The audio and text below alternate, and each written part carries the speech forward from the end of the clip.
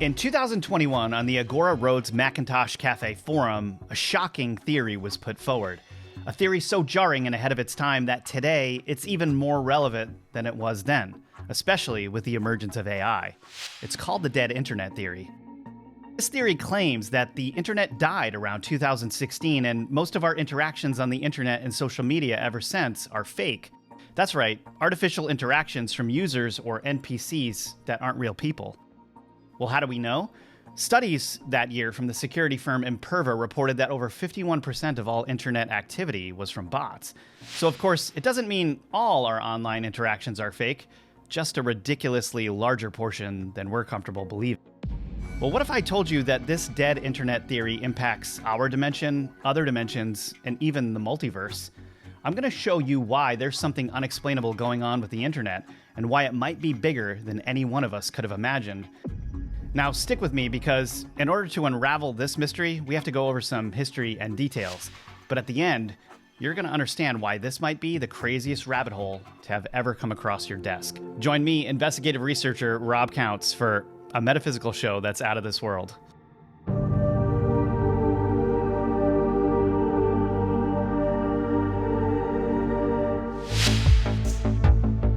The internet was created by DARPA and CERN.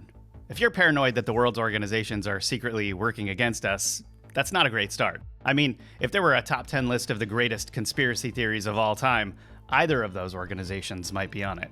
With that said, the idea for network computers was probably a natural progression. But you might be surprised to hear that this idea started in 1966 at DARPA when J.C.R. Licklider, what a name, and Bob Taylor conceived of the idea. In 1969, the first packet switch network was hooked up, a private internet not available to the public. It was called ARPANET. That means that for 20 years, DARPA was using an internal internet before any of us ever heard of one. ARPANET was decommissioned in 1989, and then basically moments later, CERN created the World Wide Web. Officially, CERN wanted to facilitate information exchange between physics researchers to, quote, discover the laws of the universe. The funny thing is that most conspiracy theories about CERN say that by smashing particles together and studying microscopic black holes, they're attempting to open up a portal to another universe. Everyone's always focused on their Large Hadron Collider, but what if starting the internet opened a portal bigger than the collider ever could compete with? I mean, that is what the internet is, right? It's a portal to any place in the metaverse. It's a doorway to information or more. The digital world consists of several elements that make it what it is. The internet is, of course, a big part of it, but the computers themselves are what allow all of this to take place. Most people think the computer and the internet are synthetic, just a digital reflection of our world. But what if I told you that it could be just as real as the universe we're in? Computers are inherently made up of math that was written a surprisingly long time ago. Math is an incredibly important part of our universe. The foremost genius men who ever lived believed that too. Leonardo da Vinci was obsessed with math and its relationship to perfection, eternity, and the divine in his artwork.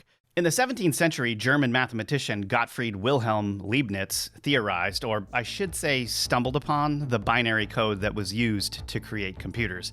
Yeah, the 17th century. You have to understand something about Leibniz. This was not some average numbers whiz.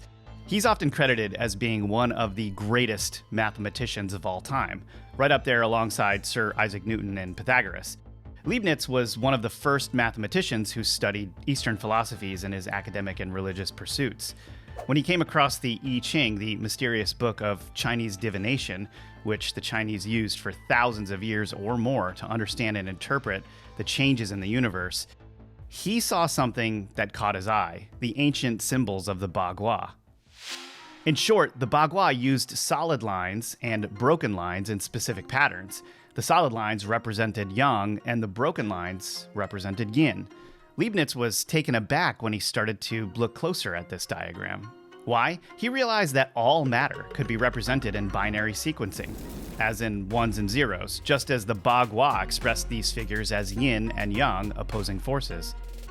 Many in China believe that this I Ching book is from prehistory, that it was passed down from before the flood. Now, for time's sake, I just summed up what I found. The legends are quite involved. What I'm trying to tell you is that If it wasn't for this mysterious book which attempts to explain the universe, computers may not be what they are today. Basically, binary code is a manifestation of the universe's principles of yin and yang, positive and negative, male and female, etc., etc. And through this duality, the entire universe was formed. So the question is the world in which the computer and internet operate really as synthetic as we thought? Something so mysterious and ancient, grounded in the universe, spawned one of the most advanced pieces of technology ever. The burnt toast theory suggests that a tiny change in initial conditions, like burning your toast in the morning before work, can lead to vastly different outcomes over time, such as altering your normal commute schedule, which helped you avoid a car crash. In time-related contexts, this illustrates how a seemingly insignificant action like stepping on a bug could cascade into massive, unpredictable changes, potentially altering the course of history. The moment binary code was created, it initiated a plethora of cascading actions that led to the creation of computers and then the creation of the internet. We know the universe is alive and that there are opposite forces that generate life. If the computers and the internet were created using binary code, which simply represent the same positive-negative forces that created our universe, then this technology is a reflection of our universe, and it's alive too in the dimensions it inhabits, because its foundation is intrinsically a part of this yin-yang theory. It's not as synthetic as we initially thought. If you think I'm making this up or it's only a theory, just wait, because Microsoft proved exactly what I'm saying not too long ago, and I'll go back to this in a minute. The biggest and scariest claim about the dead internet theory that's backed up is how over half of the internet is bots. But how would that even be possible? And if it's true, what's that like now with AI? And furthermore, what could AI do if it harnesses all this data?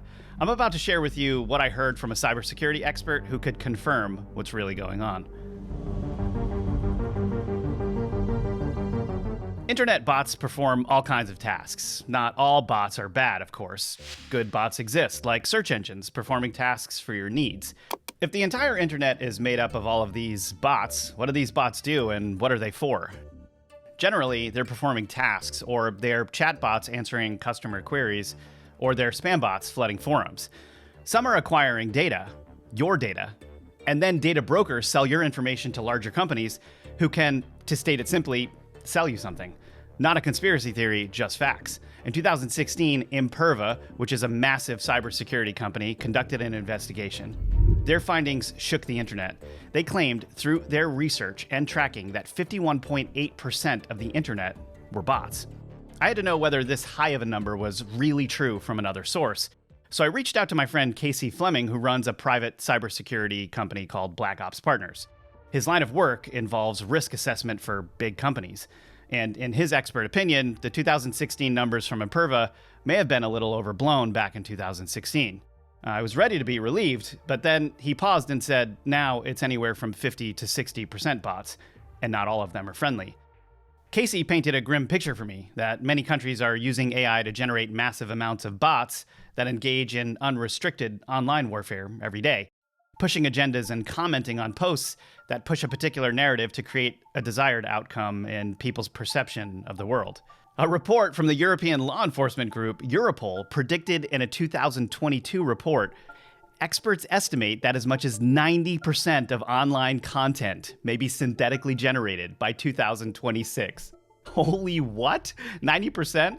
And get this, nobody else seems to be reporting this. After numerous outlets repeated this statement and cited them, their 2024 version was updated, taking out the claim, and their website now says, in the updated version, a statement from an inaccurate source on the expected future share of synthetically generated content was removed, unquote. 90% by 2026 is a chilling figure, considering that 5.35 billion people across the world access the internet. Why should you care about this? Well, bots started out as simple programs, carrying out a set of tasks that have been hard-coded into their virtual fabric. So a simple bot could just follow hard-coded rules like post this message every hour, send me a reminder every week. But bots now are much more advanced, with layers of AI machine learning often supercharging them. So bots have become smarter, more adaptive, and more autonomous. And this is where things start to get really terrifying. Now follow me here. Most everyone talks about AI, but today's AI isn't quite the commonly accepted Hollywood idea of AI yet. Right now, it's more like machine learning and analyzing sets of big data than making decisions instantaneously from that analysis.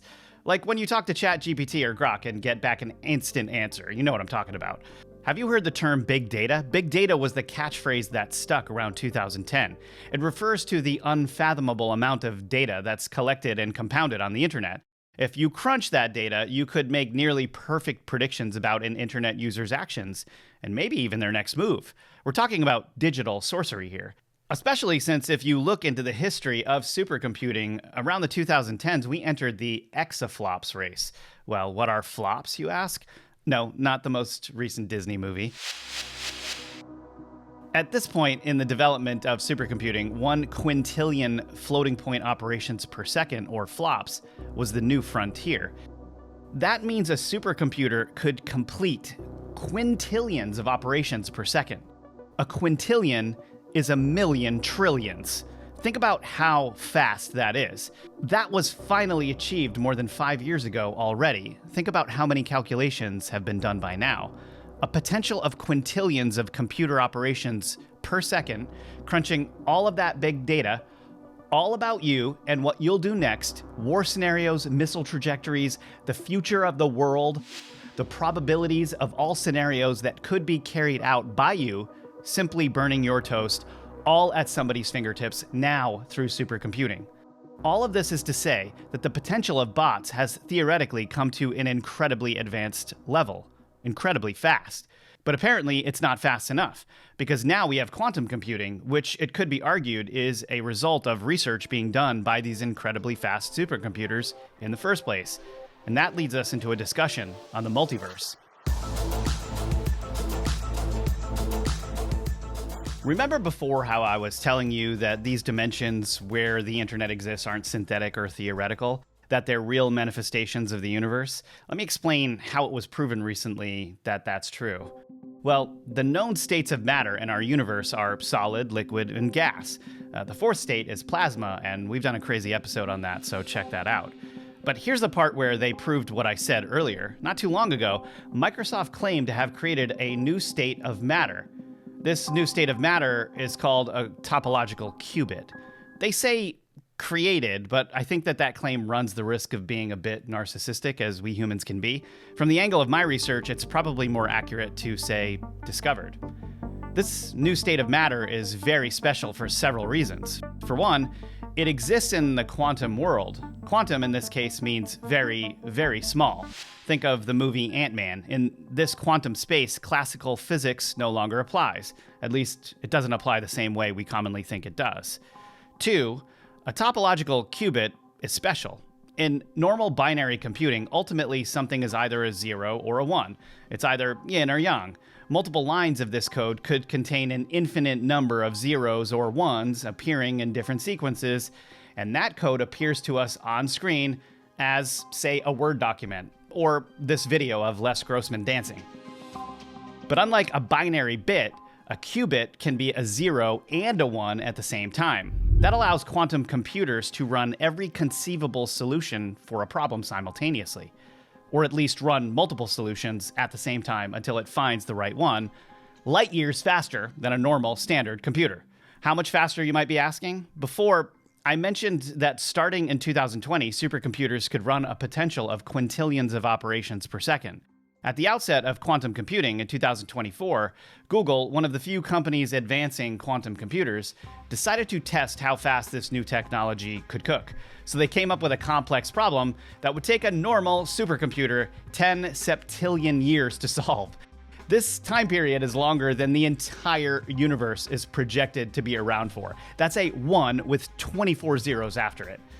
Google's Project Willow, a quantum computer, solved this problem in 5 minutes. A problem that was so complex it would take a supercomputer as long as the universe to solve.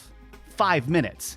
The ramifications of this test are mind-boggling, to say the least. Computations are entering into a space that goes way beyond what we're able to even fathom.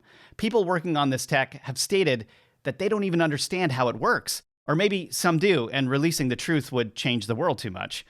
Multiple scientists and engineers have concluded that quantum computing is evidence of the multiverse. Why? Well, in our traditional understanding of our universe, matter cannot be in two completely different states at once, and yet qubits can. This has led scientists to believe that the qubits are actually communicating with parallel universes. In other words, instead of running solutions to a problem one at a time like they would currently do, they'll run them all, or at least multiple at once in parallel dimensions. Once they get the answer, they come back and boom, it instantly pulls that information from that qubit in other universes into ours. So why hasn't the world ended? Your private videos dancing like Rick Astley leaked online, or all your banking info gotten stolen yet? Well, quantum qubits have been considered extremely unstable up until now. This new particle that was created or discovered by Microsoft, called the Majorana 1, supposedly stabilizes the qubit. Blockchain technology that's used for cryptocurrency and encryption, say for your personal data like bank accounts, etc., is all built on extremely hard-to-crack problems that would take forever to solve. These advancements in quantum computing threaten all of this if the wrong players had this tech in their corner, because it could all suddenly be solved in moments.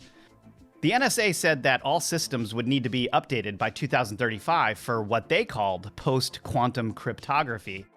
But other than potential future problems, we've discussed all of this and still haven't even gotten to the biggest factor of all affecting the dead internet theory: AI.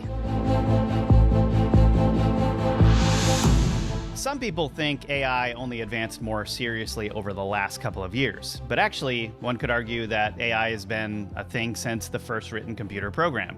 At the beginning, a program was written as a set of rules that the program followed. As programs have developed, they've become more autonomous, doing things on their own and filling in the spaces between the code, if you will.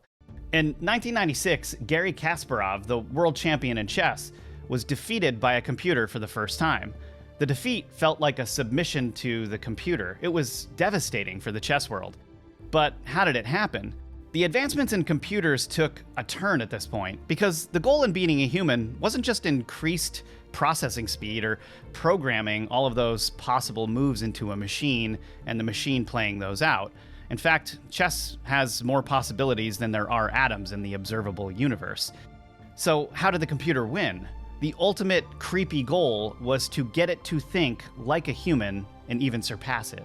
The mathematical foundations for AI go back even further than binary code, to the 1600s when coordinate geometry and linear algebra were introduced. And maybe the most important math, probability theory, came around in the 1700s, which is essential for statistical machine learning today. What is statistical machine learning? Remember before when I mentioned the term big data? Supercomputers could crunch massive amounts of our data online and spit out all kinds of fascinating predictions and projections of what we'll do next and where things online are trending. In 2010, big data was power, because with access to all the right data, it could mean the difference between catching a trend and creating products that could make you millions or not. In the hyper-competitive corporate world, this was huge. The internet is basically made up of this massive amount of data, and not just data on trends or what you buy either. The history of our world, examples of how humans act, all our daily news that is published, the IP of every corporation, every recorded invention ever conceived, every patent ever filed, the dark web, etc., are all online. This massive information might seem random and all over the place, but that's because you'd need a massive brain to make sense of everything and hold it all in. I mean, everything is there. The amount of data on the internet is predicted to reach 182 zettabytes in 2025.